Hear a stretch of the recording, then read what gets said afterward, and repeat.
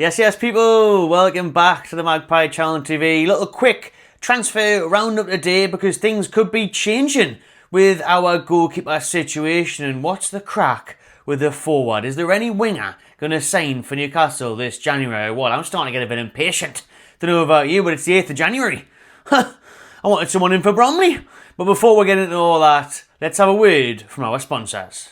Very happy to announce that our brand new sponsor for the new year is StocksFC. StocksFC is the football stock market where you can buy stocks in your favourite players and earn cash rewards based on real world performances. And they are giving away 5 free stocks to every user that signs up this month through my link in the description or the QR code on your screen. So that gives you a chance to get started and get familiarised with the platform. You can scout young new prodigies and buy them early before the price potentially rises. Should have done that with Lewis Hall at the start of the season. Or you can buy stocks in proven stores. So right now, you'd obviously go ahead and get Alexander Isak snapped up. The bloke's in red hot form. He'd be the one you'd want to be backing in the market at the minute. And you can earn weekly dividend payments every time your players score goals, make assists and have key passes. So you can literally put your money where your mouth is. You think you got ball knowledge, you think you know your stuff, back it and reward yourself with cold, hard cash. So check the link in the description to get yourself 5 free loan stocks and begin your journey with StocksFC. Alright then everyone, let's dive straight into the title of the video, and that is Newcastle United are trying to persuade Martin Dubravka to stay. So as I reported last week that it looked like it was going to be Dubravka's final game for the Magpies at Arsenal. He was meant to be his last game ever, and you could see that in his farewell to the away end at the Emirates. You know, he was all heartfelt, tearful, battling away the cries, and he had his hand over the Newcastle badge, and he was patting it, and he was giving it all this. Emotional for him. It was emotional for us. We were all chanting, "Oh, Martin Dubravka." He's obviously been at the Newcastle United for over 7 years now. You know, a little spell at Man United on loan, but apart from that, he's been at the Toon for a very long time. He started a family here and he's very much used to life on Tyneside, but he was meant to be heading to Saudi Arabia. Al-Shabaab and even the reports in Saudi Arabia are saying that it's done. So believe who you will, they're still saying, as they have been for a few weeks now, that the deal is done. However, today, the Daily Mail has reported the following. Let's put our specs on. Newcastle United are trying to persuade Martin Dubravka to stay at the club beyond this month. And we do have to remember, his contract expires this upcoming summer. So he's only got a few months left. Howe and Mitchell are on the same page. That's nice, isn't it? That's a good, pleasant change from what the Mail were reporting last summer, where, you know, they were meant to be at loggerheads, Mitchell and Howe. Something that Mitchell laughed off in the stack. When they had that event with, you know, Mitchell, Silverstone, Eels, he was laughing off the reports and he said it made him laugh every single morning when he woke up to see how much him and Howe were at each other supposedly last summer. He said that wasn't the case. Now they're on the same page, which is good news. They would both like Martin Dubravka to remain at the Magpies due to personal and team performances being so good. That's why you've got to evolve the situation now, and we've really got to change our thoughts on it now, to be fair, because I would have said the same. I would have said a few weeks ago, just get rid of Dubravka. Doesn't matter. Do you know what I mean? We don't need him. And then he steps into the side and he's part of this winning formula. He really is, you know. We've had 7 amazing wins in a row. We've completely transformed the season. It was up and down, not the best before that. The 4-2 defeat at Brentford. And then since then we're going a crazy run, Carabao Cup and everything else, beating all the big teams, breaking records, like beating Man U away again, Spurs and Arsenal away, both in a week, like phenomenal stuff. And Dubravka's kept many clean sheets in that spell, so got to put respect on his name. Like I've said before, though, I think a lot of people can get carried away and say, oh, he's been amazing and stuff. I don't think he's had a crazy amount of saves to make. Like, he hasn't had loads to do. It's not like he's been tested and he's pulled off dramatic world-class stops. But he has done really well. And we all know his distribution is better than Nick Pope's. Isn't very hard, that feat, to be honest with you. But he is a lot better with the ball at his feet. He does suit our style of play a lot more. And when he has had to make a save, I think at Brentford in the Cup there was a good one. Even Arsenal there was a good one. So he has done his job, really, hasn't he? The defence has obviously got better. Now Botman's back, but even before that, Dan Burn has to get an amazing mention because Dan Burn has been outstanding this season. He's been pivotal to why we're keeping these clean sheets. The blocks that he puts in, Lewis Hall as well, the timing of blocks, how good they've all been. All of them. Shaw, Tino, Trippier when he's came in. The midfield's obviously now sorted with a bit more protection now as Tindall is a 6. But Dubravka has to take credit. But the problem is, Dubravka's wishes are also being considered. is what the Mail are reporting there. So it does sound like Dubravka wants to move. But does he? Because I think he's 50-50 now. I think he was set on it. If you had asked him a month ago, he would have said, yeah, send me to Saudi. I want that Saudi payday. You know, I've only got a few months left here. He hadn't been offered a new deal. So Newcastle were happy to get him off the books, save, 50 grand a week. And then Dubravka was happy with a new challenge. One last payday, one last challenge of his career at 36 years old. Take his family to Saudi, make some extra cash. Can't blame him. But now, is he not thinking? And this is what I would be saying if I was Eddie Howe and the rest of the club, persuading him, listen, we've got 1 foot in Wembley, yeah?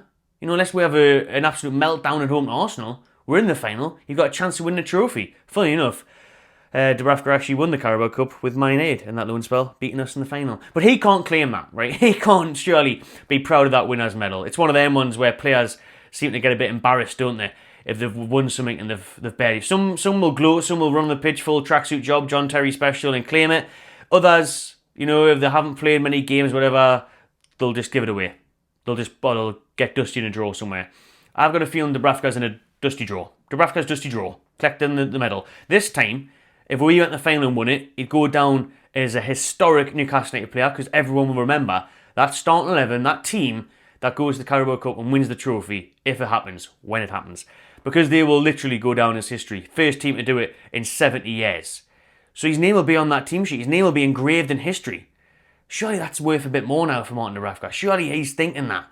Instead of the move to Saudi, he can even still do that move to Saudi in the summer. Hopefully that still offers on the table for him.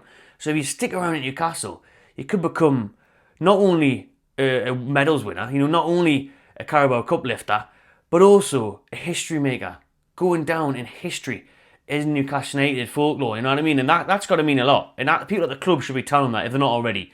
They've got to be sitting them down and saying, listen, just stay on. Do you mean give away a few more months? You're going to be playing some big games. We don't know what Nick Pope's injury is like, and when Pope comes back from injury, how good's he going to be? Because we know he's been hit and miss for a while. He's been suffering with different injuries, long-term ones, little niggles. So he could play more game time than he gets, you know? So the club have got to persuade him now. They are trying. They've backtracked now. It was all set for Saudi. You've seen Dubravka giving him the farewell at the Emirates the other night. But now the talks are ongoing to try and keep him on Tyneside beyond January. And we'll have to be fair. It just makes sense, doesn't it? It just makes sense. It's too risky to let him go. If Pope gets an injury, if we don't get Trafford in, it's too risky letting Martin Dubravka go. It really is. We'll have to keep him. We'll have to keep him now, because he's been a really good number 2. He stepped up to become a really number 1 at the minute. So we've got to persuade him. We've got to keep him. And this mad news, whether it's true or not, coming out from the Telegraph, is that there would be no fee involved in the Dubravka transfer. So if he was to join Al-Shabaab, we wouldn't get a penny. What's all that about? What happened to the Saudi teams helping out? How well, lads? Help out over here. There was rumours that it was 500k, 2 million. Keg was saying on the podcast last night, 5-6 million. We only signed him for 3 million, remember, years ago. So even if you got a couple million for him, it's getting him off the books, innit? That's the main thing. And since his contract runs out in the summer, it's better than out. But it's not better than out at the minute, because we're getting out for him. So who cares? We're paying another few months of 50 grand a week, 40 grand a week, whatever he's on. We've got a cup final looming, hopefully. We've got an injury-prone goalkeeper in Nick Pope. So it's too risky to let him go, man. Now they're saying as well the club trying to convince him to stay until the summer. So hopefully he does stay now. Hopefully he stays. I really hope he does. He's been on fine form. And he might need called upon for those big games like I've said. So just stay. Marty D, Abra Dubravka, stay at the Toon, lad. You know it makes sense. Come on, man. In other news in Newcastle United today, before we touch on the last bit of transfer news, Newcastle have announced the appointment of Jacobo Solis to the club's board of director. It's probably Jacobo Saiz. The Spanish bloke there, head of Europe Direct Investments and International Investments Division at the Public Investment Fund of Saudi Arabia. My God, that was a mouthful, wasn't it? So he was involved in the direct European investments there for PIF, basically. So he sorts out investments. Some big wig with a tie on probably loads of money. Hopefully he can do a job at the two and keep doing his stuff. Apparently he has been playing a pretty big role since the Saudi takeover behind the scenes. And now he's been appointed to the club's board of directors. So good luck to him. Hopefully he can get some more investment in the Toon. That seems to be his job. He's been all over the place. A lawyer in Spain, banks in America. So yeah, there we go on that one. Mad Dog Tindall is in the doghouse. So we've been fined. This is a report here from the FA. Newcastle United Villa, Tindall and Victor Manis has been charged following a mass confrontation during the Premier League fixture on Boxing Day. So obviously we know we're going to heat and exchange. Tindall got sent off. So they're now getting fined, you'd assume, fines. There doesn't say there's any match day bans or anything like that, touchline bans or anything, but they've obviously been done for failing to ensure that the players and or technical area did not behave in a way of appropriately, and they were provocative in the tunnel area. It's also alleged that during the same incident, Newcastle assistant manager and Aston Villa analyst acted in improper manners. We've got until the 30th of January to respond to that. So it looks like Tindall potentially facing a touchline ban or at least a fine for the club. So see when that's officially announced whether Newcastle appeal or not. Probably not, as it looked like there was a massive scuffle, but these things get heated. And Tindall came out wearing a Wham hoodie, so he's a real winner in my eyes. Lastly, on transfer news, then, like I said, what's happening with the right wing? Now, Jacob Murphy's in unbelievable form, so are we thinking, he's sound? Because, you know, we're all saying, oh, the purple patch was going to end, and just like Almiron had a great patch a couple of years ago, Murphy's just continuing that over and over again. Assists and goals every week, so I think the club are looking at the market and thinking, do a stretch for it. I think it all depends if we can finally sell Almiron, to be fair. But today we've been interested in signing Borussia Dortmund winger Daniel Malen, according to Sport Bild out there in Germany. However, the Netherlands attacker is believed to be second on the list of Newcastle's right-wing targets at present, not their first choice. So a backup option there is Daniel Malen. So Daniel Malen, and they didn't mention the first choice, by the way, but we all know we're linked with Mbumo, Semenyo, a few others. So Malen, if you don't know about him, he obviously is a Netherlands international. He's played 93 games for Dortmund since 2021, scoring 30 goals. He was at PSV in his native Holland before that, scoring 40 goals in 81 games, and he's scored 9 goals in 41 appearances for Netherlands. He's a hard-working right winger, to be fair to him, with a decent technical ability and an eye to beat his man. He's, like I say, a grafter as well. And he's also a very quick player with great dribbling skills as well, according to this report there, because I haven't seen much of him. The odd thing in the Champions League and that, but I haven't seen a great deal of him. But another player there linked to the Toon for that right wing position. Another name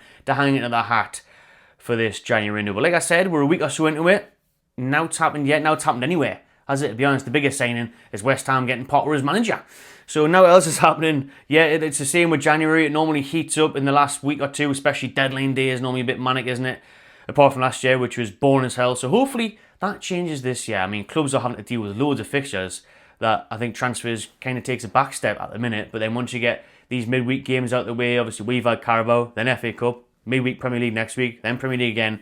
So maybe in a week or so's time is when signings will start taking place for teams in the Premier League. Once again, shout out to the sponsors of this video, StocksFC. Remember, you can scan that QR code on your screen to have a download, get your free loan players in there, have a play around with it, and let us know what you think below. Put your money where your mouth is. Do you know what I mean? Get those players signed up who you think you back with your ball knowledge. Cheers for watching, everyone. Drop a like on this one. Let us know your thoughts below. Do you reckon Dubravka will stay? Who would you pick for that right wing slot? Subscribe to my channel TV and enjoy yourself.